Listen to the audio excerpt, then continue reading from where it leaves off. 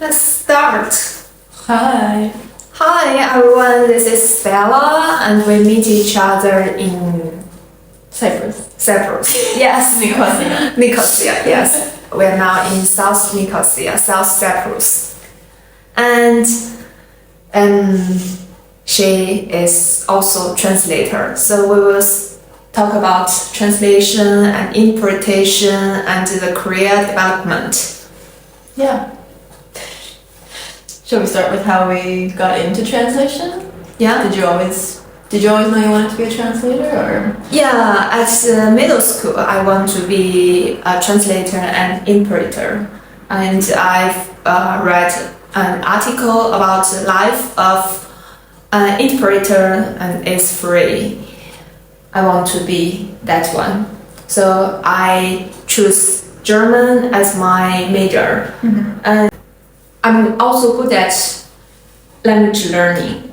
My English is not so bad and I don't need to study English as my major, so I choose German. There are also other reasons. For example, the economy, the culture, the environment in German-speaking area are very good, and the German guys are very handsome. Have you met them? No, I never had a German boyfriend? Yeah, never. And even never date with German. Maybe one day. Maybe. It's hard to say. So why you choose as translator? Well, I studied something totally different. I never had the idea to become a translator. I studied Middle Eastern studies, but I also always really loved languages and learning languages. In school, I learned like Russian, German, French, and I grew up with two languages because my parents are from two different countries. So I have native English and Estonian. And then at university, I needed a job and then I thought, why not try translation if I already know two languages fluently? And I saw an internship at a local translation agency. And then I just kind of stayed there. And now I actually work as an editor instead of a translator. So I edit the English translations that come in. And I especially work with we call them junior translators. So they're the young translators that are doing the same internship that I was doing. So I'm basically looking at young translators' works and editing them and giving them feedback to help them become better translators. But you don't need to look at them on site. You work remote. Yeah, my work is fully remote. So I live in a different country and travel. I'm working this week, but I'm traveling in Cyprus. So. And do you love this job? I like that it's remote. I like that I'm good at it because I was basically born with the knowledge that I need to do this job and I feel very confident in it. But I guess it's not really my thing. I do want to at some point change to a different field, I guess. Yeah. And it doesn't pay well either. I don't know how it is in China, but in Europe it's very difficult, I feel, to make a living in the translation industry, especially these days, because we have a lot of these new, very cheap translation agencies coming in and they don't maybe do the best work, but the clients always go for the cheapest one, and so it's difficult to raise prices on anything, even if it's a better quality translation. How is it in China? The situation in China is also not so good, and in terms of translation, lots of newcomers, new births, and they come here. They have a lower price, and the clients choose them sometimes not for the quality, just for the price. Yeah. And if you want to earn money through translation, it's very hard.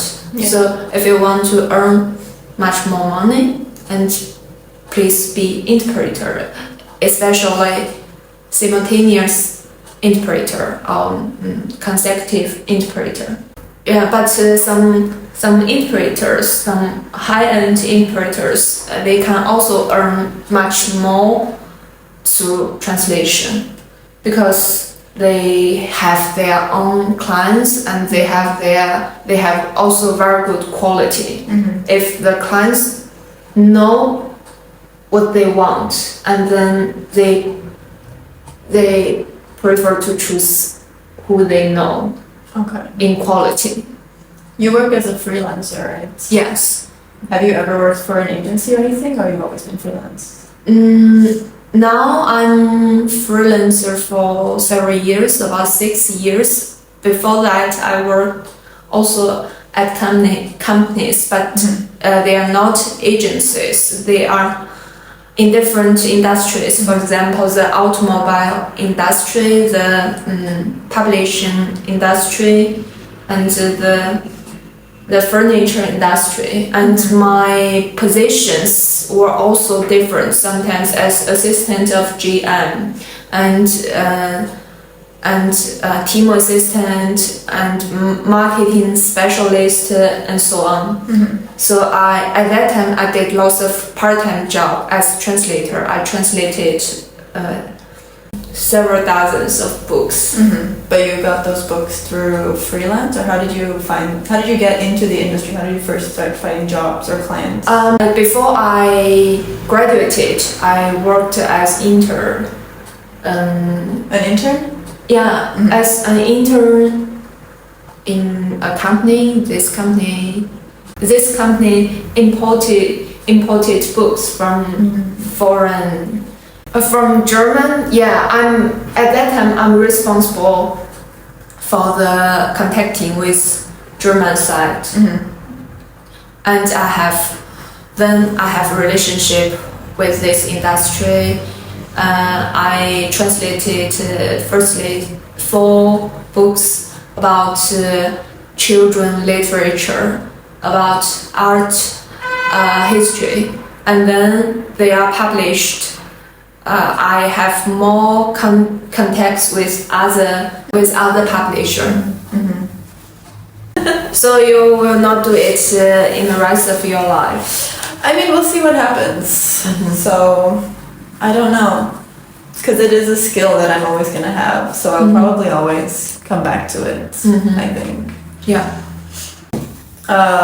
Would you recommend getting into the field, or like what advice would you have for young people that are trying to get into translation? Yeah, that's a good question, because I'm an influencer and lots of young people see what life I have, and they say that I'm living the life they want. So, but it's not for everyone. Yeah. You should find the job you love, and lots of people just want life be free, and at the same time can earn some money. But not everyone love languages. And if you don't love languages or not good at language learning, please don't choose this job. Even if you love languages, I feel like translation, you need to really be capable of like focusing and doing kind of very repetitive, very introverted kind of work. Like you're just sitting at your computer and typing and like using your brain all day. Yeah. So for some people, maybe it would be better to be a language teacher, for example, or something like that. That's something I'm also thinking about, maybe getting into teaching languages instead. It's a very hard job as translator and interpreter, and you should always learning something new. That's true. That's kind of a fun part of the job as well. You're always reading very interesting text from different fields and stuff like that. Always learning new things. Interpreting has always seemed really difficult for me. I've never even tried interpreting because I never studied it. I think you really need to develop that as a separate skill. Like for translating, if you speak two languages and you're okay at writing, then it's kind of easy to develop translation skills, but interpreting seems like you should respond very fast. Yeah, you have to be able to you have to think fast and always. But it's also a trained skill. Yeah, of course, Yes, so if you have interest in interpretation, you can also train yourself and get this skill. It's not difficult. Yeah. Would you say there's any specific difficulties between German and Chinese, like with the word order and everything? Because from German to English, I think it's quite difficult because the German word order is sometimes quite different. And so you can't translate on the go, you have to wait for the sentence to end and then you can start the English sentence. And I think it's okay. There's a point lots of people have mentioned, but normally we do consecutive interpretation. There's no big difference in terms of the order, the language order, the grammar. But sometimes we do also simultaneous interpretation. At that time, we didn't translate word for word. We translate sentence for sentence. So after I heard the first sentence, I translate the first sentence. At the same time, I'm hearing the second sentence. So it's okay. How do you multitask that? How do you speak and then listen at the same time? That seems so difficult. And so you should split your brain. A part of them is responsible for hearing, a part of them is responsible for translating, for interpreting. So difficult. Yeah, I admire you guys. It's really difficult. It needs lots of training. What would you say to young translators or interpreters who are trying to improve their skills? Practice, practice, and practice. If you have some friends with more experience, let them see your translation works and correct them, and then you will get improvement very fast. Yeah, yeah. As an editor, I agree. You need to get feedback, and especially from native speakers. Yes. How do you feel? Do you usually translate German to Chinese, or do you do both ways? Both ways. How do you do you feel less confident at all when you translate from Chinese to German, or? It depends. Sometimes the speaker have accent. Like the Chinese speaker? Also the German speaker, because in Germany there are also lots of dialects and some speakers with dialect accent, and I should translate firstly from the dialect into Hochdeutsch, standard German, and then from standard German into Chinese. In my mind, in my brain.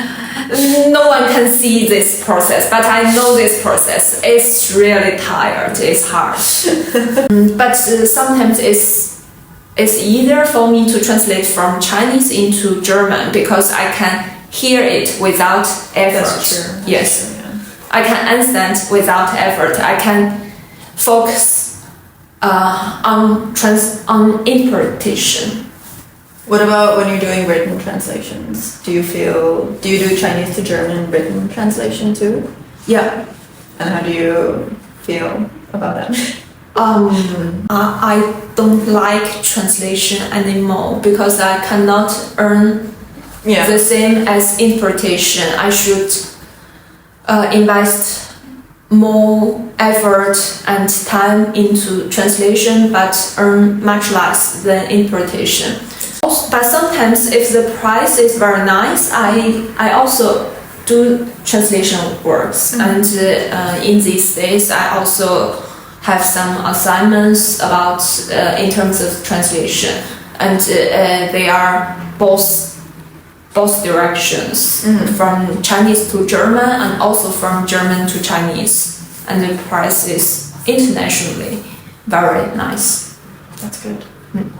And as interpretation, we have also seasons. For example, in these 2 weeks, we don't have conferences, we don't have simultaneous or consecutive interpretation works, and I can also do translation work. That makes sense. Yes. Yeah. We definitely have seasons as well at the translation agency. Yes. Certain times are quite quiet. Yes. I feel like autumn and spring are usually more busy.